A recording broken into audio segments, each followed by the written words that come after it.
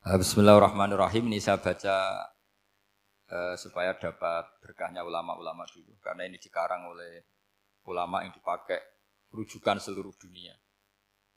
Begini, qala Ibnu Taimiyah, ma'rifatu sababin nuzuli yu'inu ala fahmil ayat.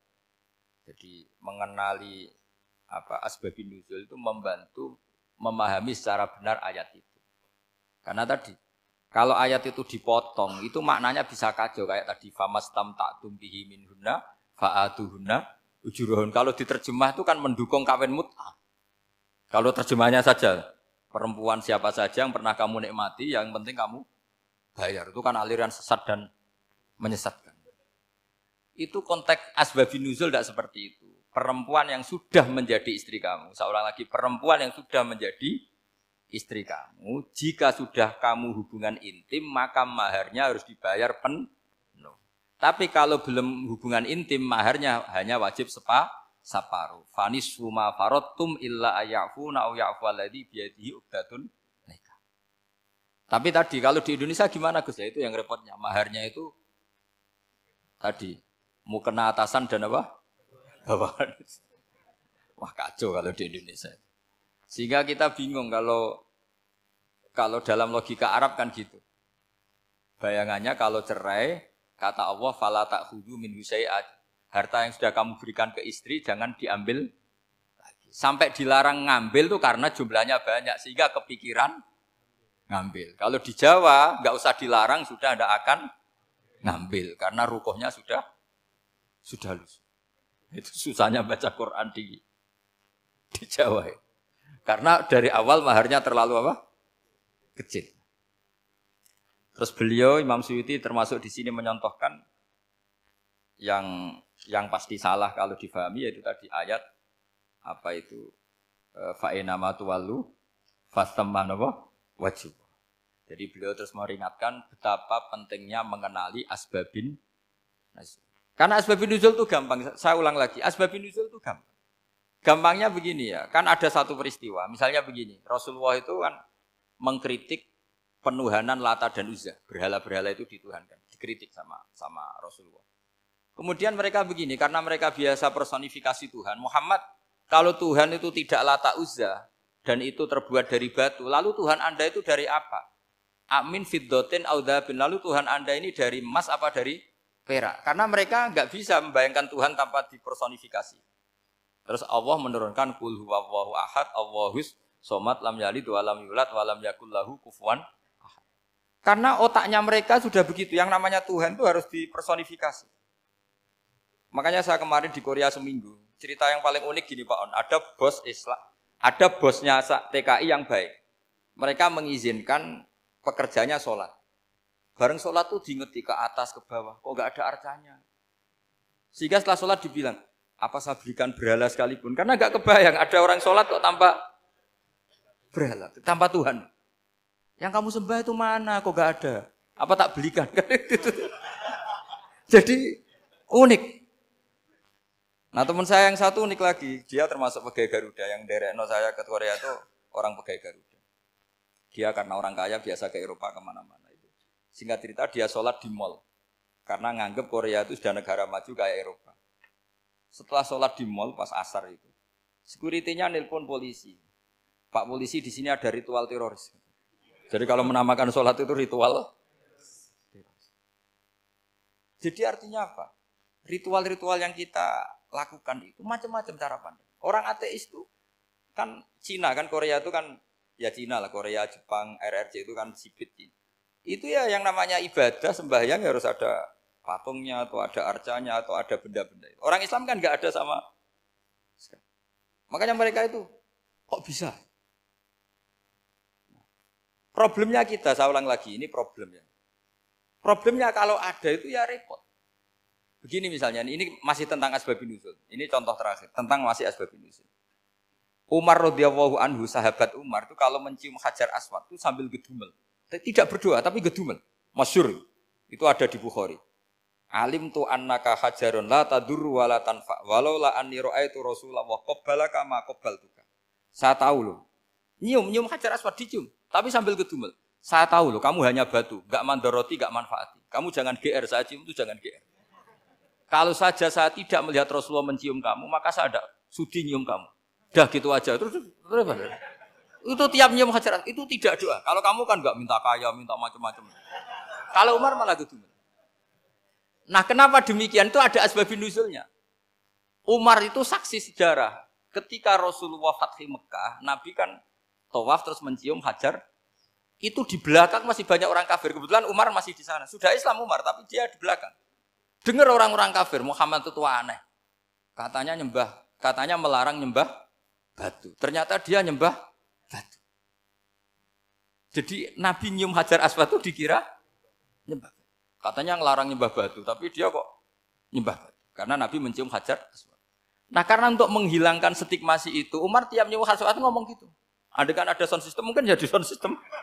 Supaya jelas bahwa penciuman ini bukan karena menyembah. Artinya mudah sekali kenapa Umar ngomong gitu. Karena asbabun nuzulnya seperti itu. Coba kalau kamu tidak tahu asbabun nuzul, Umar maksudnya gimana tuh? Enggak doa, enggak apa kok malah ngomong gitu kan. Tapi kalau kamu tahu asbabun nuzul, Umar itu yang mendengar komentar orang sama ketika kita tawaf itu kan 3 pertama kan kita lari-lari kecil. Itu ceritanya juga gitu. Rasulullah itu hidup di Medina, terus diterkenalkan miskin. Medina itu kota wabak, kota penyakit, endemik. Dulu Medina, Yasrib itu kota endemik. Sehingga kata orang kafir-kafir Mekah, yaji ulihadal bait kaumun qad wahanat huma Yasrib. Nanti akan datang satu komunitas kaum yang sudah lemas karena kena penyakit TBC dari Yasrib. Nabi dengar itu makanya terus bilang ke para sahabat, tunjukkan kalau kamu kuat dengan cara lari 3 kali. Terus pakai pakaian yang kelihatan maco, yaitu yang dipakai lelaki-lelaki. Bahunya dikelihatkan. Nah, setelah Rasulullah wafat, Umar menggantikan beliau setelah Abu Bakar. Umar bilang gini, sebetulnya tawaf seperti ini, yaitu lari pertama 3 putaran pertama lari dan memperlihatkan pundak seakan-akan orang maco itu sudah enggak perlu. Karena alasan itu sudah tidak ada. Tapi ini tinggalan Rasulullah, maka jangan rubah ya tetap seperti ini. Akhirnya meskipun sudah tidak ada alasan tadi menjawab stigmasi orang kafir, tetap tawaf seperti itu. Jadi memang agama itu unik. Kadang kita harus tahu alasannya, tapi alasan itu kalau menjadi mahatul hukmi, pijakan hukum sah. Misalnya kamu terus bilang gini, ya berarti tawaf sekarang bebas, gak perlu seperti itu. Kan alasan itu sudah tidak ada. Nah di sini pentingnya riwayat. Riwayat itu begini, logikanya sudah nggak ada, tapi kaifiah itu, cara itu masih kita terus. Dan itu memang, saya ulang lagi, harus tahu asbabun nuzul. Saya beri contoh ya misalnya, wa idza darabtum fil ardi falaysa 'alaikum junahun an taqsuru minas shalah. Terus ayat di mana? In khiftum ayyaftinakumul ladzina kafaru. Jika kamu pergi dalam keadaan takut ditangkap orang kafir atau takut diculik orang kafir, maka kamu boleh mengqasar salat. Itu jelas ada ayat in khiftum ayyaftinakumul ladzina kafaru. Jika kamu takut diculik orang kafir. Sehingga ketika ba'da Fathi Mekah, setelah Mekah dikuasai Islam, Umar tanya, "Ya Rasulullah, kenapa engkau masih salat qasar? Bukankah kita sudah aman?" Waqad qala ta'ala in khiftum ayyaftinakumul ladzina kafaru, Allah ngendikan boleh mengqasar itu kalau dalam kondisi takut. Waqad kunna fi amrin, sekarang kita sudah aman. Jawabannya Rasulullah itu unik. Ya Umar hadhihi shadaqatun faqbalu shadaqah. Ini sedekahnya Allah, bonus sudah terima saja, enggak usah catatan-catatan gitu. Sehingga era Umar ya ada lagi yang tanya Umar ke gitu. Terus kata Umar, sa'altu dzalika Rasulullah sallallahu alaihi wasallam faqala hadhihi shadaqatu wa faqbalu shadaqah. Sudah ini bonus dari Allah, terima saja. Ini kan unik. Padahal kalau secara disiplin ilmu kan begini. Kamu boleh mengqasar sholat kalau dalam bepergian dan dalam keadaan takut. Logika hukumnya kalau tidak takut, tidak usah. Sama seperti begini. Kamu kalau pergi jauh seperti saya Pak On, itu ngosor sholat apa enggak ngosor kan? Alasannya kalau kosor itu, kalau pergi itu masyakot, repot.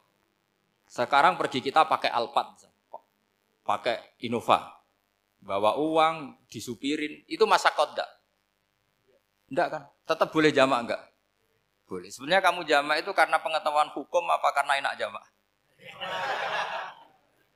Kalau alasannya masyakot kan sekarang sudah ada. Enggak repot.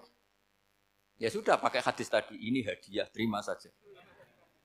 Jadi makanya agama itu riwayat. Tapi ada saja ulama yang agak balik loh. Agak balik loh gini, banyak juga ulama misalnya duwe gawe, ibunya sakit terus ribet jamak sholat. Kenapa? Ribet ngurumat ibu. Makanya ada saja kiai yang duwe gawe mantu itu terus jamak sholat, tapi jangan ikuti. Tapi ada saja karena alasannya jamak itu karena apa? Repot. Ya ada saja, tapi ya jangan ditiru. Cuma saya ini cerita apa ya, analisis hukum itu memang agak-agak unik. Jadi tadi kadang Nabi itu ditanya, ya Rasulullah, kita dulu boleh jamak qasar ini kan karena in khiftum ayyaftinakumul ladzina kafaru, takut diancam orang kafir. Sekarang aman, kenapa tetap jamak? Jawabnya Nabi, ini hadiah, terima saja. Ya ada sahabat yang bantah, kenapa Nabi? Allah itu zat yang baik, kalau sudah ngaji bonus nggak pernah ditarik lagi.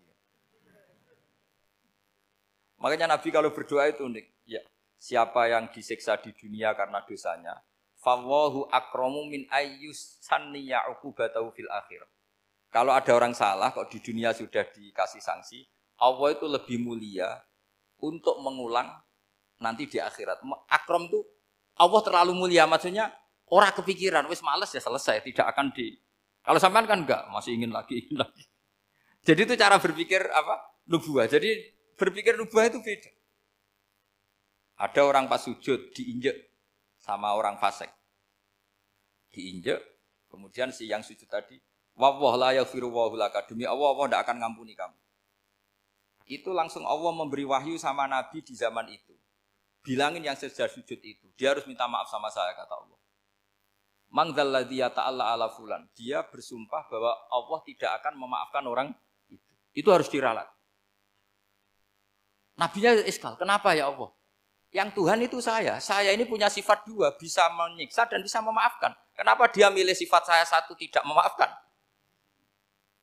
Akhirnya apa? Orang yang nginjek tadi sama Allah dikasih tobat dan jadi orang soleh.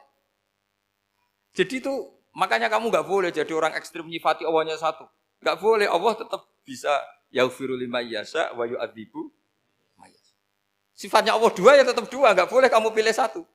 Misalnya kamu kan biasanya gini, yang ghafur untuk kamu, yang sadidul uqab untuk orang lain. Mesti kelakuannya sampean kan begitu. Nggak boleh seperti itu. Rasulullah kayak apa bencinya sama Wahsy? Karena Wahsy itu qatilul Hamzah. Yang membunuh Sayyid Hamzah siapa? Itu bencinya bukan main Rasulullah. Sampai maksud-maksud Wahsy. Tapi sama Allah malah diturunkan ayat laisa laka minal amri syai'un aw yatuba alaihim aw yu'adzib. Muhammad, meskipun kamu kekasih saya itu tidak wilayah kamu, maafkan atau enggak, terserah saya, kata Allah. Ternyata betul, malah Wahsy dikasih tobat. Nah sekarang enggak, orang itu nyifati Allah sama orang lain sadidul iqab, kalau sama dirinya enggak boleh seperti itu. Allah ya sifatnya tetap dua. Jadi boleh kamu misalnya berdoa, ya Allah mbak yang cantik itu semoga dapat jadi istri saya. Mbaknya juga boleh berdoa, ya Allah naudzubillah min dzalik. Jadi ini adu kekuatan, nanti terserah nanti Allah pihak yang mana. Kayaknya pihak yang perempuan mungkin. Karena kasihan kan kalau cantik dapat orang apa? Jelek. Saya tuh andaikan boleh fatwa fikih, yang saya haramkan tuh orang jelek dapat orang jelek. Karena kasihan anak-anaknya, tahu-tahu jelek banget. Jadi itu kan kasihan itu. Jadi dalam Islam itu seperti itu. Jadi apapun benci kita sama musuh kita, Allah bisa saja memperlakukan musuh kita secara baik. Karena Allah itu yaghfir. Tetap kita harus sifati Allah yaghfiru liman yasha wa yu'adzibu. Jangan karena kita benci seseorang seakan-akan Allah sama dia pasti yu'adzib. Pasti itu yang dicontohkan Allah kepada Rasulnya, itu beliau tidak cocok sama Wahsy, malah Wahsy dikasih petunjuk. Makanya terus ada ayat apa? Laisa laka minal amri syai'un aw yatuba alaihim aw yu'adzib. Muhammad, tidak wilayah kamu, saya menentukan mengadab atau mengampuni. Makanya rata-rata kiai ulama itu halim. Orang halim itu rileks. Layinal janib, tidak gampang menvonis orang lain. Biar Allah tetap dengan sifatnya yaf'alu ma yasha, bahwa Allah bisa melakukan apa saja. Soal kamu benci sama seorang, benci saja atas nama kamu. Jangan nyatut-nyatut Allah. Misalnya kamu cinta seseorang, wah ini yang calon presiden ini harus jadi presiden. Ternyata Allah menghendaki jadi menteri, mau apa? Ya Allah ya falu maya sak mau apa coba? Yang kiai atau Pak On, DPAI, patentnya kan menteri agama itu Pak On. Tapi kalau Pak yang takdir gitu mau apa? Ya sudah, Allah ya falu. Santai aja. Itu rileksnya ahlul ilmi, ya sudah santai saja. Ini negaranya Allah, ini kerajaan Allah, ini buminya Allah, ya Allah biarin ya falu. Mas, jadi Tuhan Allah kamu yang repot. Kira-kira jadi Tuhan itu Allah kamu yang repot. Ya Allah biar tetap ya falu. Mayasa Allah boleh yaghfir liman yasha wa ya'tibu mayasa. Saya kira demikian. Assalamualaikum warahmatullahi wabarakatuh.